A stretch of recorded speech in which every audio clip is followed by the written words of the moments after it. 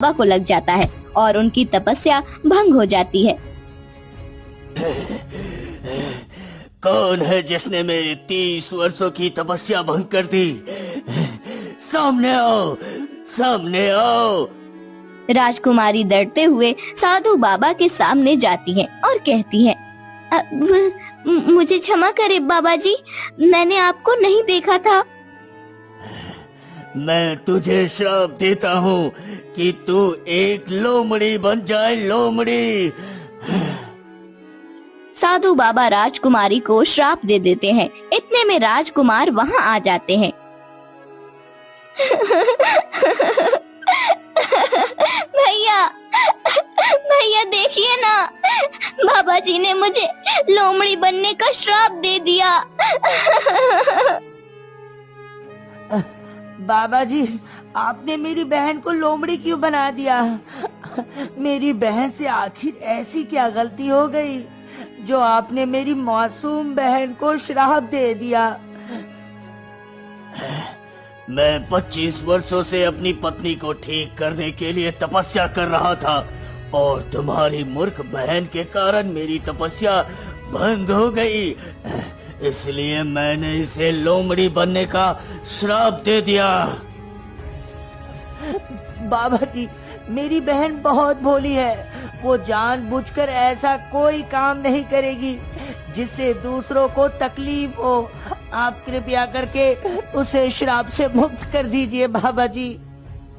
अब इसे श्राप से मुक्ति तभी मिलेगी जब तुम मेरे 3 काम करोगे।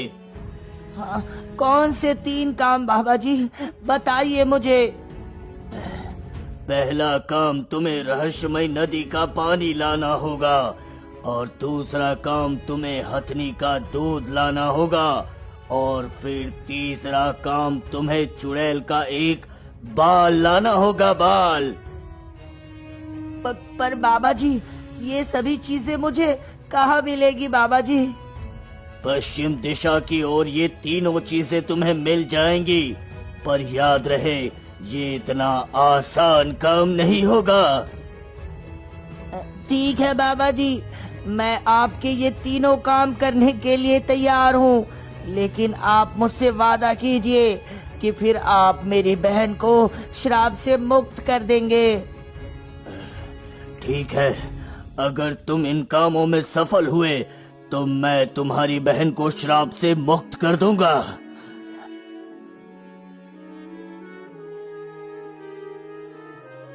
राजकुमार रामू और राजकुमारी पश्चिम दिशा की ओर निकल जाते हैं। बहुत देर ढूंढने के बाद भी उन्हें वहाँ कोई रहस्यमयी नदी नहीं मिलती। थक हार कर वो तीनों एक पेड़ के पास बैठ जाते हैं।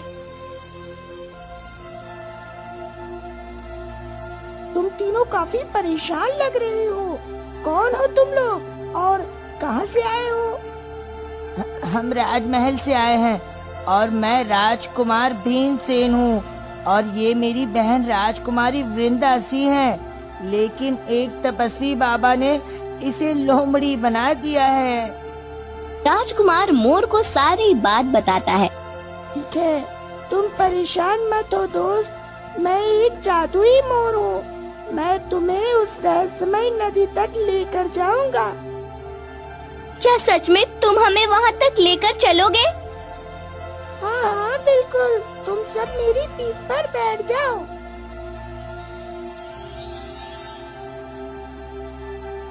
वो तीनों मोर के पीठ पर बैठ जाते हैं और मोर उन्हें एक सुनसान जगह पर ले जाता है जहाँ दूर दूर तक कोई नदी नजर नहीं आती। यहाँ तो दूर दूर तक कुछ भी नहीं है। तुम तो हमें रहस्यमय नदी के पास लेकर जाने वाले थे ना? हाँ, परेशान मत हो मेरे दोस्त, मैं जैसा कहता हूँ वैसा करो। मेरी पीठ से एक सुनहरा मोर का पंख निकालो। हाँ ठीक है, ये लो निकाल दिया। अब इसे जमीन पर सहलाओ।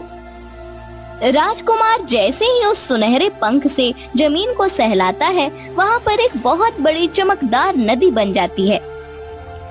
वाह, कितनी चमकदार नदी है।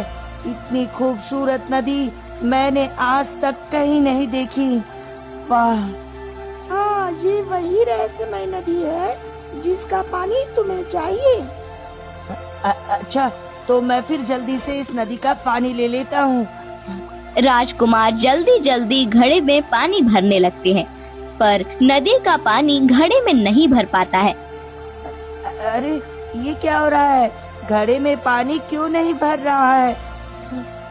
राजकुमार, मुझे कुछ तो गड़बड़ लग रही है। तभी अचानक रहस्यमय नदी से आवाज आती है, से पानी चाहिए तो मेरी एक इच्छा पूरी करनी होगी। क्या है तुम्हारी इच्छा? मेरी इच्छा है कि एक सुनहरा कमल का फूल तुम मेरे अंदर डालो, ताकि मैं हमेशा ऐसे ही चमकती रहूं और मेरे अंदर का जादू हमेशा बरकरार रहे। अब ये सुनहरे कमल का फूल मुझे कहाँ मिलेगा?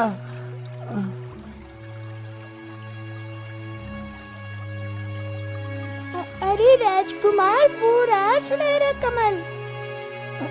अरे वाह, ये तो सच में सुनहरा कमल है। राजकुमार सुनहरा कमल का फूल तोड़ने जाते हैं, पर उनसे वह कमल का फूल नहीं टूटता। फिर रामू उस फूल को तोड़ने की कोशिश करता है, लेकिन वह भी उस फूल को नहीं तोड़ पाता। लाओ, मैं एक बार इस कमल को तोड़ने की कोशिश करती हूँ। अब लोमड़ी बनी राजकुमारी उस फूल को तोड़ने की कोशिश करती है और कमल का फूल टूट जाता है।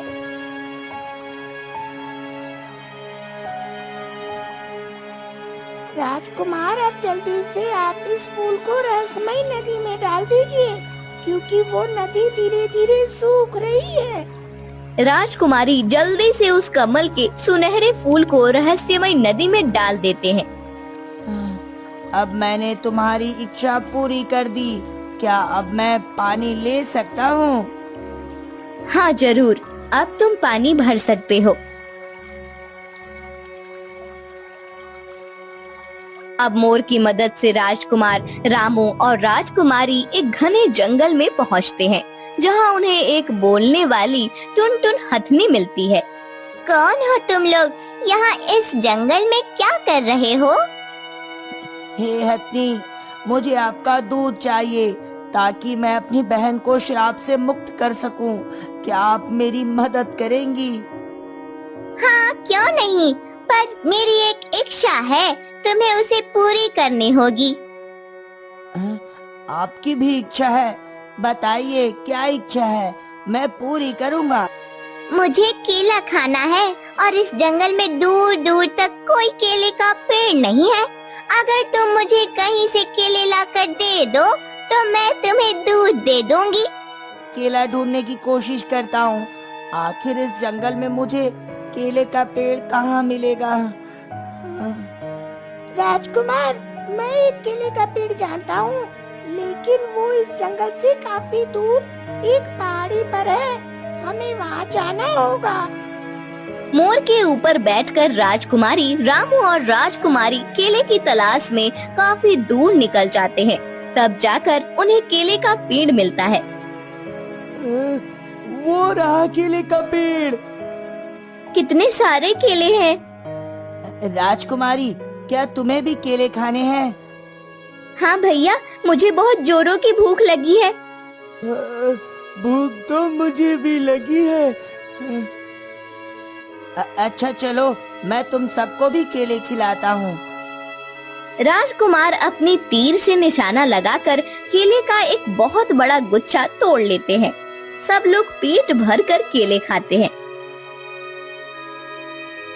फिर राजकुमार केले का एक गुच्छा हथनी के पास लेकर जाते हैं। ये लीजिए आपका केला।